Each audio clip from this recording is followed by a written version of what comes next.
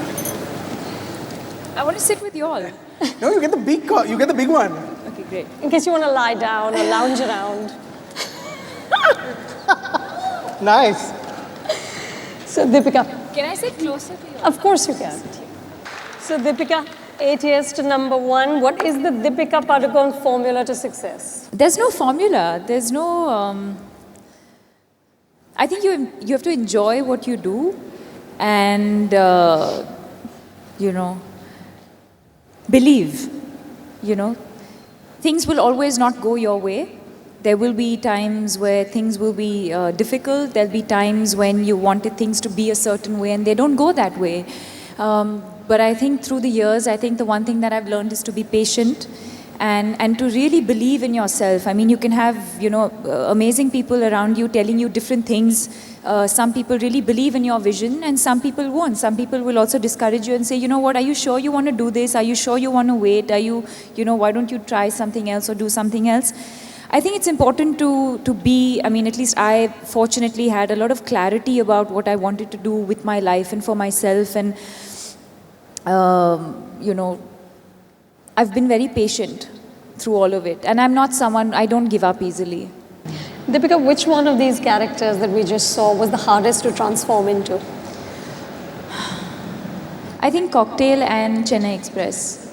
Cocktail was difficult initially because it's very different from my personality and from the kind of person that I inherently am. I'm someone who is very shy. I am very reserved. I've not had that kind of lifestyle that Veronica has in the film. So becoming that part was challenging. And then I just started having fun with it. And I think you can see that in the movie. Like, it took me a very long time to kind of get out of character. And in fact, in a way, I feel sometimes that I used that character as an escape to be a person that I'm usually not. So letting my hair down and just having fun and clubbing or whatever it is that you see in the film was something that I'd never done before. It just doesn't come to me inherently, and something that I had a lot of fun doing. So once I became the part and started enjoying the character, then there was no holding back. I mean, is it true that you were allowed to choose either of the two parts and Imtiaz said, go for Veronica, and you would have naturally gravitated towards the other one? Yeah. Dinesh Vijayan offered me the film. He was producing the film at that point. There was no director on board and there was no co-star either. And Imtiaz had written the script and offered it to Dinesh to produce. And we had just worked on Love Aajkal, so he, thank God for me, he offered me the script and he said, just read it. And there's 2 girls in it and we haven't cast either of them and you decide which one. And even he felt that I should be Meera. So I read it and I was like, yeah, it's great, I end up with the guy, of course, that's the typical way of looking at a script. You end up with the guy, then you should do the film. Right. And then Imtiaz called me up one afternoon and he said, listen, have you read it and are you doing it? And I said, yeah, I like the script and I think I'm going to do this. And he said, I want you to reread it as Veronica because I think there is a Veronica in you. These were his 2 exact words. There is a Veronica in you and I think as an actor you're ready to play that part. And that's what made me reconsider my decision. And of course I had butterflies in my stomach. So it all just fell into place. Deepika, as you get more and more successful, as you become a superstar, your life, I'm assuming, just becomes more and more unreal. And in a way, you become more and more isolated. So as an actor, how do you continue to hone your craft by observing people when all of us can't take our eyes off you? I don't know. But do you observe? Do you take from life? Yeah, I do. But that's just inherently how I am. It has nothing to do with, maybe more now that I'm in the movies and from the character and because of the characters that I play. But I've always been the quiet kind who likes to observe and watch people. I make up stories in my head. I'll sit at an airport. I'll be sitting in the car and I'll see someone, giving each other like a farewell hug and I'll be making up my own story in my head about maybe this is the mother, maybe that's the son, maybe he's going to study. I just make up these things, and it could be he's probably just going to Goa for 2 days or something, you know. But I'll just be making up these stories in my head, or at signals I'll keep watching people. So I am observant like that. I watch people, and yes, I do draw a lot from my real life experiences or from real life situations. So I don't know, like we were doing an interview recently and I was asked about my process, and I don't know. It's not something that I overthink. It's not something, there's no method to it. I go with my instinct. I go with, a lot of it is what my director, I feed off my director a lot. And it's largely instinct. There's no, you know, I really don't know if there is a correct way of acting. You know, you work with people like Irfan and you work with people like Nasir, and of course there's so much to learn, and Amit ji, Ranbir, you know, there's so much to learn from actors like them, and everyone has a different process, and for some of them it's so effortless. You know, like Amit ji is someone who likes to rehearse a lot, and he does his lines and he likes to know exactly what he's doing. Someone like Ranbir, you'll never see the process. We can be doing the most difficult, emotional scene, and sometimes, you know, like when we were shooting Tamasha recently, he had like big chunks of dialogue, and I'd be like, listen, if you want to do lines, I'm around, or you want to rehearse. He's not someone who likes to rehearse too much, so everyone has a different process. And for me, like I said, I just need to know my lines. I need to know my dialogues really well, and the rest of it is just, you know, instinct and what happens on the day at that time. Are you more confident on the set? Do you feel like do you feel now more than previously you can have an opinion? Because it's, we know on film sets, I mean, actors tend to be taken seriously. The pretty woman in the room is usually the one that the director will say, isko kya pata? I mean, do you feel like that impression has changed and perhaps given you more confidence to express an opinion, to say what you think needs to be fixed, to correct something if that needs to be done? Yeah, but I think most of my directors are very collaborative. Whether it's an Imtiaz, whether it's a Sanjay Leela Bansali, whether it is Shujit Sarkar, they are very collaborative directors. I don't know if I've worked with anyone recently who's not like that. Most of, I think, the new age directors are people who want to collaborate with actors, and they want their opinion and their feedback. They may not necessarily go with it because eventually the director has the clearest vision for the film. But yes, of course, sometimes there are times where a character is written a certain way, and you know, when an actor steps in, you mold it to and start playing it a certain way, and you make it your own. And if it works for that character and if it works for that film, I don't think any director is going to be like, no, you can't do that. If it's going to be for the better for the film, I'm sure they'll be okay with it. And it has happened. It's happened with Tamasha. It's happened with Piku. It's happened a lot with Bajirao also. Deepika, is there any downside to being globally famous? Not that I can think of. There's too much. There's too much love. Is there such a thing? There's too much love. It's not a bad thing. To not like this, you know. The kind of support that you get, the kind of love and appreciation that you get. And I feel more and more that beyond a point, it's not even about the films that you do. Yes, as fans or as people who love you, they will come and they will watch the movies and they will like the characters that you play, but there is something that's beyond that, and that's what I'm feeling now.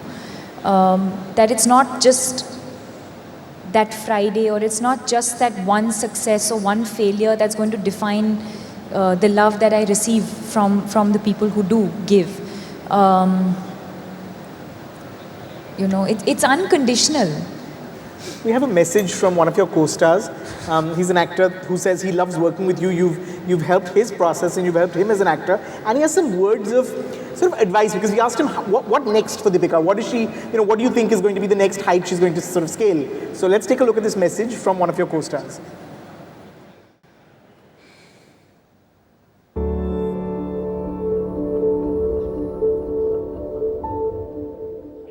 You're so much more sorted than me. You've taught me so much. I've learned so much from you. Perhaps I've learned more from you as a professional and as a person, more than I've learned perhaps from any other person in my entire life. You know, I really, really think you've transcended in your performances in the recent past, and I think you ought to move west and, you know, work with the kind of filmmakers whose movies you love. Do some of those masala entertainment franchises that keep coming to you. Do some of them. Work in Hollywood, I say. And definitely try and work with Woody Allen. I think you can only, you know, grow and evolve as an artist and as a person now working in a new industry. I think it's time for you to go west.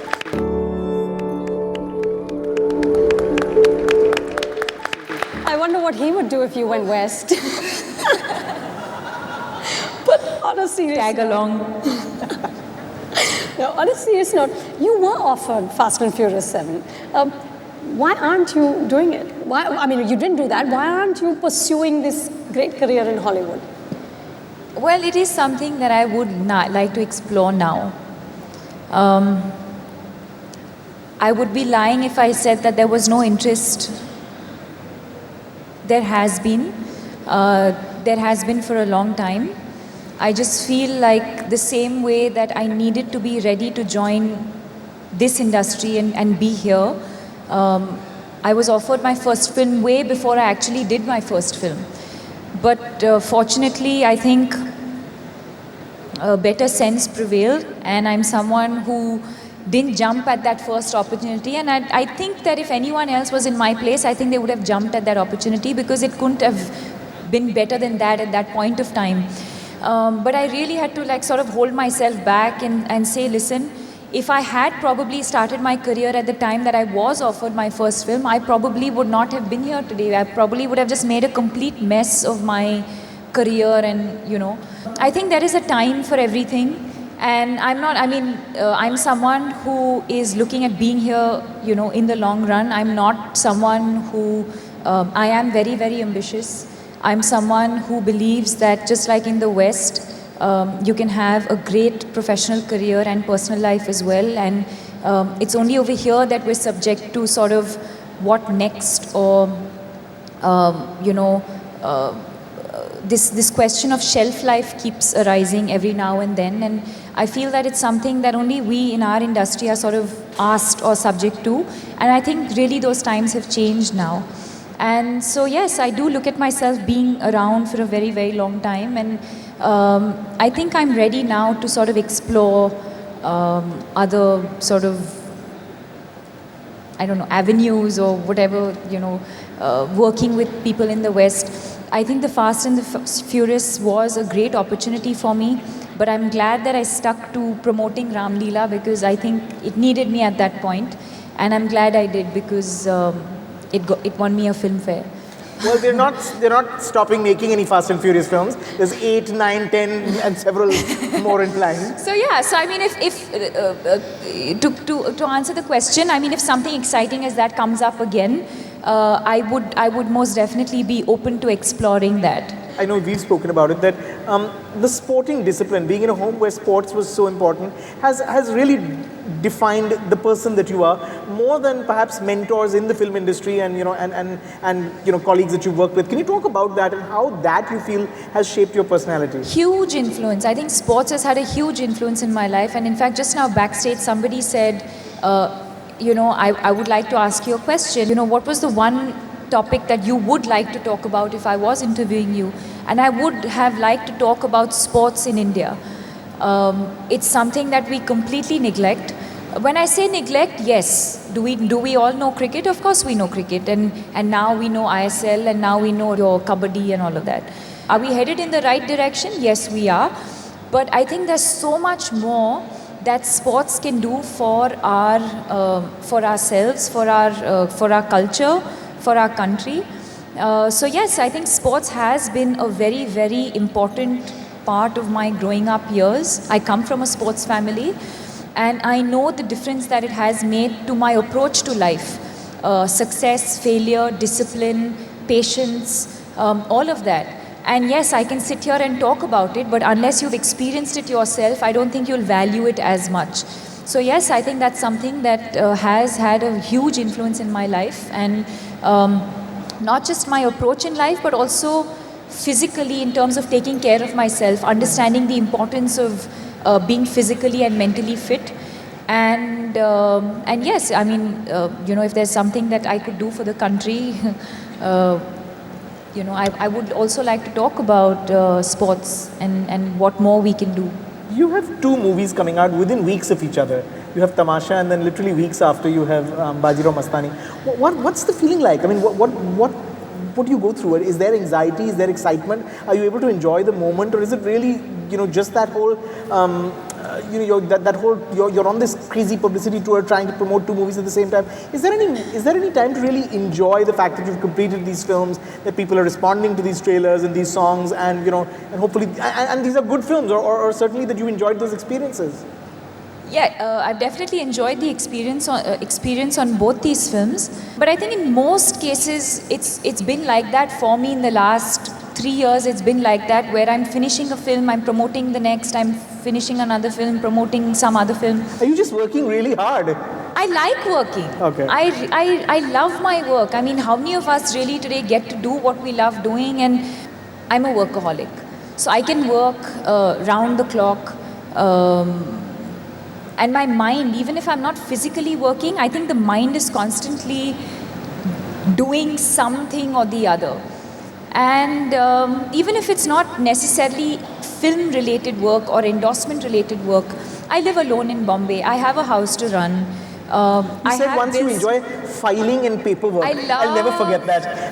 I mean, she enjoys filing and paperwork. Just send her all our stuff, yeah? I'm just sending you mine, yeah? By the way, please tell them.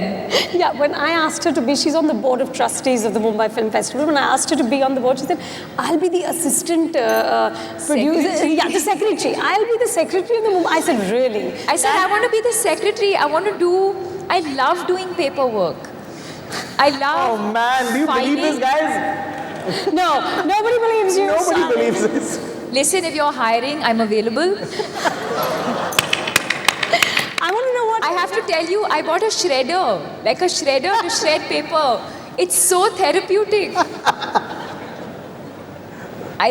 So I'm just like really particular about, like the 4 bottles on the ground, they're not... So you have OCD. I'm majorly OCD. But then like the way the bowl is kept, but the mic, so that it's bothering me, but I'm controlling. I'm like... You're really holding yourself back. Yeah. Now, Deepika, you didn't grow up in a film family. You've also said that you weren't really a filmy kid. You didn't really grow up watching movies in the way that a lot of star kids do. So you didn't really have role models that you wanted to aspire to become. But now that you're an actor, now that you're you're a very fine actor, is there an actress whose career you'd like to have? Are there other actresses you look up to and say that's the kind of career, that's the kind of range I'd like to have, that's the versatility I'd like to have opportunities to show? No, because I think that acting is a very, very personal thing. I believe it's a very, very individual thing. I think you give a lot of yourself to every character and every film that you play, and no 2 careers can ever be the same. A Rafael Nadal can never be a Roger Federer. It can never be the same. They will be legends in their own way. They'll have their own style of playing. They'll have their own approach. They'll have, someone would have, lasted for 20 years. Someone else would have lasted 8 years, but maybe won the same number of Grand Slams. It just cannot be the same. So do I appreciate and admire a lot of actresses around me and people who've been around me before? Of course I do. In few films that they've done, or in the performances that they've given, or in the way that they've conducted themselves. Of course I admire them. But I do not want my career to be like anyone else's but my own. Because it's a very, very personal thing, and something that I like somebody else may not like. So it cannot be, even if I want it to be, it cannot be. And I want to be remembered for my own individual sense of everything, whether it's style, whether it's films, whether it's choreograph, whether it's, values that you stick by. It has to be your own. Pay scales. That's been a conversation that has really gained momentum over the last year, Pay scales, the disparity in pay scales between actors and actresses. I don't know if you remember, but on the Oscar stage, Patricia Arquette actually went on to pick up her award and talked about the disparity. And of course, the Sony hacks and the leaks showed us how the gap between actors and actresses. How do you bridge that gap? I think Salman Khan said somewhere, when women can bring in the same amount of, literally put the same amount of bums on seats, you get the same amount of pay. Is that one way to look at it? I really don't understand the math, honestly. I don't know if it's equal. I don't know if it equals to certain men bring in X number of, your box office. So is it does it have to do with that, or does it have to do with your popularity at that point, or does it have to do with your consecutive hits? What are we going by, But is it unfair right now? Is there an unfair disparity? Yeah, it's ridiculously unfair. It is ridiculously unfair. I'm not unhappy with what I'm being paid. When I sign a film, that's the least of my concern. For me, it's important to leave behind an amazing body of work. It's important for me to be excited on the film set that I'm on, and for the roles and for the characters that I play, and to feel that nervousness and that, that anxiety in my stomach every time you go onto a film set, or every time you're given a difficult scene to perform. I love that feeling. And nothing is ever going to override that. But in certain situations where you find out about what your co-star is probably being paid, or you read in articles about these women are being paid this and these men are being paid this, the figures may not be exactly 100% accurate. But yes, it does make you sit up and wonder, Yes, I'm not saying that I don't think the girls can be demanding what a Shah Rukh or a Salman or an Amir who've been around for so long, they're in a completely different league, So I don't think we're even beginning to compare ourselves to them.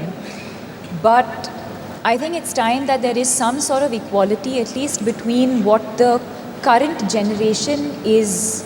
There, I think we can start looking at some sort of equality there. Round of applause for that, guys. There was a contest that was organized for Deepika's biggest fan. I think the winner is here among us. The winner is right here in the front row. You get a chance to learn from Deepika the steps of Matar Gashti, and you can actually come here and dance with her. No, wait. As my fan, I think she should already know the step, and you have to teach everyone else. Chalo, we'll just find out. And we'll all do it together. We'll just find out. We'll all not, you two will. We will all. Both of you included. We're from the sidelines. Can we have Matar Gashti? Attention!